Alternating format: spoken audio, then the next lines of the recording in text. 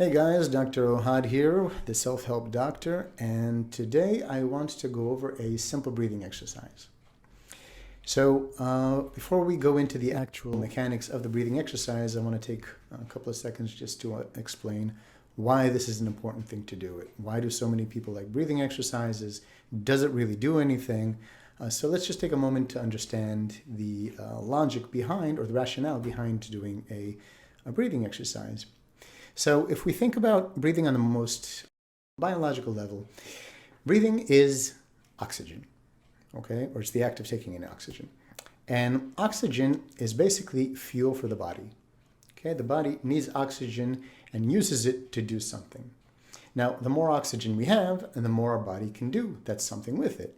The less oxygen we have, the less our body can do stuff. So our body does a lot of things with oxygen, and I won't get into them all now, but with relation to emotional stuff, okay, a lot of our stress responses, right, for example, fight or flight responses, they require a lot of oxygen, okay? So if we think about it like a car, okay, our car, in order to reach those higher gears, third, fourth, fifth gears, and go faster and get more power, it needs more fuel. And not just gasoline, but also, well, for our purposes, oxygen. Okay, and when that fuel is not available, then that car cannot maintain those higher levels of power and speed. And it's the same thing for the body. When the body does not have enough oxygen, it cannot maintain as high levels of stress for as long. So basically, by regulating the amount of oxygen in our body, we can actually influence the intensity of our stress. We can't control the stress, but we can influence it. Okay, and we might be able to reduce it by 10, 20, 30% or more. Okay, so that's the rationale behind doing breathing exercises. Now, there's lots of different breathing exercises out there. If you do a search on Google or YouTube, you're going to find a whole bunch. So there's not really a right way to do it. It just depends on your goals and what feels right for you. But I just want to give you one example, and the breathing exercises that I want to offer you is one that actually does not consist of these deep, long breaths. Okay, because again, what we want to do is we want to reduce the amount of oxygen available in the body in order to maintain those higher stress levels. So we want to breathe less. So how do we maintain that lower level of oxygen in the body, or restrict that airflow? So there's a couple of things we can do. The first thing we can do is we can actually take shorter breaths. In fact, if you breathe through your nose has a smaller orifice than your mouth, so you take in less air. And also, you take just a short breath, okay? You don't take this long, drawn-out breath. So it might sound something like this. That's it, just a short breath. Now you might be asking yourself, wait, is that enough? Well, it depends on what you're doing. I mean, if you're just sitting in a chair, your body doesn't need a lot of oxygen in order to sit in a chair. So you'd be surprised how little oxygen you can get by on while you're just sitting down passively. Obviously, if you're running a marathon, you're going to need more oxygen. But for the purposes of doing something passive with your body, you're not going to need that much oxygen.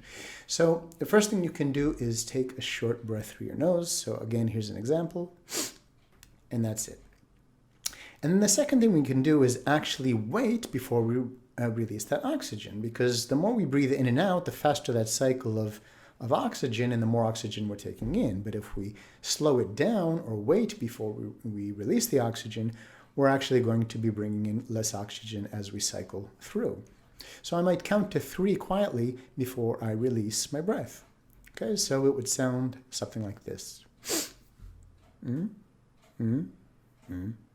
And exhale. Okay, when I exhale without any effort. I just release my lungs and open my mouth, and due to the elasticity of my lungs, that air will come out on its own. Okay, so if we put it together and do it in this slow, cyclical fashion, it would sound something like this. I'll just do it 3 times, so it won't take too long. It will go.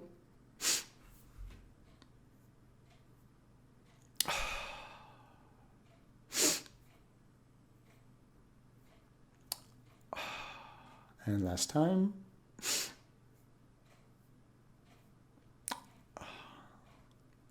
Okay, and by doing this, we're reducing the amount of oxygen available in the body. Now, if you feel like, you have this choking sensation or restriction or something is just not comfortable, then take a little bit more. It's not a problem. You can play around with the quantity of oxygen you're taking in and see where's that middle ground between taking really unregulated long breaths and on the other extreme taking such short breaths that you're feeling uncomfortable. So where's that middle ground where you can maybe slow it down and still feel comfortable?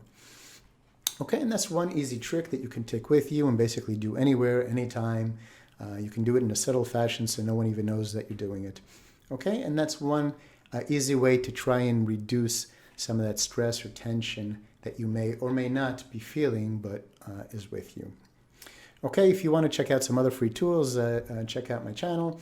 And if you'd like to know why is it that we have stress in the first place, sometimes more so than everyone else it seems, I'll put a link in the description to my free mini course, which is about 30 minutes long, but I really get into how the emotional system works and what we do that actually exacerbates stress and what we can do about it. So if you'd like to check that out, okay, check out the link in the description. So if you'd like to hear more ideas, tips, and tools as they come out, please subscribe to this podcast.